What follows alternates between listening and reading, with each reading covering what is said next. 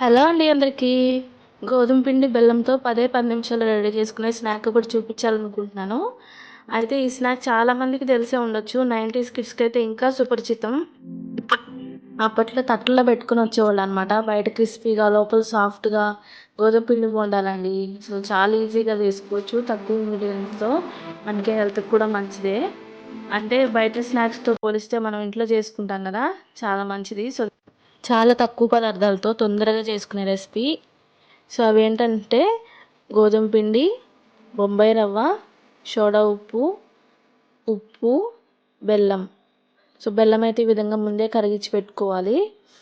పక్కన పెట్టేసుకొని గోధుమ పిండి జల్లించుకొని దాంట్లో సోడా ఉప్పు, లైట్‌గా ఉప్పు, బొంబాయి రవ్వ 2 పిడికిళ్ళంత వేసేసి మొత్తం నీట్‌గా కలిసేలా కలుపుకొని ఇవి బెల్లం కరిగించిన వాటర్ అండి. అవి కొంచెం కొంచెంగా యాడ్ చేసుకొని కలుపుకోవాలి. ఇంకా దీంట్లో వేరే వాటర్ అయితే ఏం అవసరం లేదు.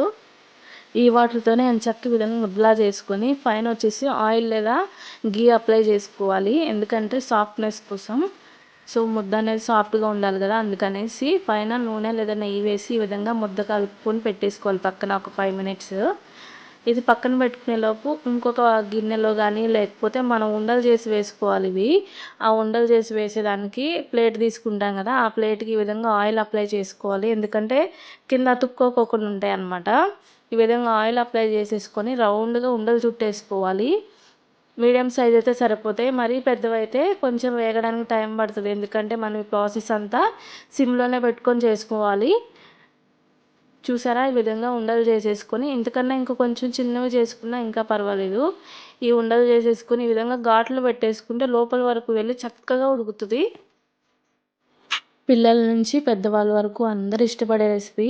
సో, ఒక్కసారి తిన్నారు అంటే మళ్ళీ మళ్ళీ చేసుకొని తినాలి అని అనిపిస్తది. సో, ఎక్కువ టైం కూడా పట్టదు కాబట్టి మనం ఇంట్లో పునుగులు, బజ్జీలు వేసుకున్నంత టైమేనండి, ఎక్కువ పట్టదు. సో, 1, 2 డేస్ ఉంటుంది. పునుగులు, బజ్జీలు అయితే వేడి వేడిగా అప్పటికప్పుడే తినాలి. ఇవైతే మనం చేసిన తర్వాత కొంచెం చల్లారబెట్టుకొని తినాలన్నమాట. సో, నాకైతే నేను తీసుకున్న పిండికి ఇన్ని ఉండలు వచ్చాయి. తర్వాత బాండీ పెట్టేసుకొని దాంట్లో సరిపోయినంత ఆయిల్ వేసుకోవాలి. ఇంకొక అడ్వాంటేజ్ ఏంటంటే ఇవి వచ్చేసి ఎక్కువ ఆయిల్ కూడా పీల్చవు. నేను ఈ ప్రాసెస్ అంతా చేసిన తర్వాత కూడా కొంచెం అంటే కొంచెమే తగ్గింది ఆయిల్. సో, ఆయిల్ అయితే ఎక్కువ పీల్చవు. నేను వేసిన టిష్యూస్ కూడా వేస్ట్ అయిపోయాయి అన్నమాట. సో, ఆయిల్ అయితే అస్సలు పీల్చలేదు. నూనె చూసారా, నేనైతే బాగా కాగనివ్వలేదు. ఈ విధంగా కొంచెం కాగిన తర్వాతనే వేసుకోవాలి. ఎందుకంటే ఎక్కువ కాగిపోతే ఊరికనే రంగు వచ్చేస్తే లోపల వరకు ఉడకవు. చక్కగా లోపల వరకు కాలుతాయి అన్నమాట. మీడియం టు సిమ్ వరకు అడ్జస్ట్ చేసుకొని మంట కాల్చుకుంటే. సో, ఇష్టానికి మనం ఎట్లా అంటే అట్లా తిప్పేయొద్దు. జస్ట్ అట్లా నార్మల్‌గా కొంచెం కొంచెంగా కలుపుకొని ఈవెన్‌గా మనం కుక్ చేసుకోవాలి. ఇవి తీసిన తర్వాత కొంచెం మెత్తగా ఉంటాయి. ఏం కంగారు పడొద్దు. ఇవి గట్టిగా అయిపోతాయి అన్నమాట గాలికి కొంచెం ఆరబెడితే. వేడి వేడిగా ఉన్నప్పుడు తింటే సాఫ్ట్‌గా ఉంటాయి. అదే మనం కొంచెం సేపు ఆరబెట్టామనుకోండి గాలికి, సో, గట్టిగా అవుతాయి. నాకైతే ఇప్పటికీ గుర్తు. సో, మాకు వేరే దగ్గర నుంచి గంపల్లో తీసుకొని వచ్చేవాళ్ళు ఇవి చేసుకొని. చూసారా ఎంత బాగుందో కలర్ కానీ, టెక్స్చర్ కానీ. చూస్తుంటే ఇట్లా తీసి నోట్లో వేసుకోవాలనిపిస్తుంది కదా!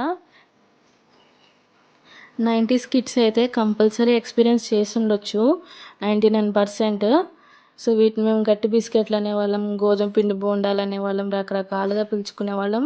సో, ఇష్టంగా తినేవాళ్ళం. స్కూల్ నుంచి రాగానే అమ్మ వాళ్ళు తీసుకొని పెట్టేవాళ్ళు అనమాట.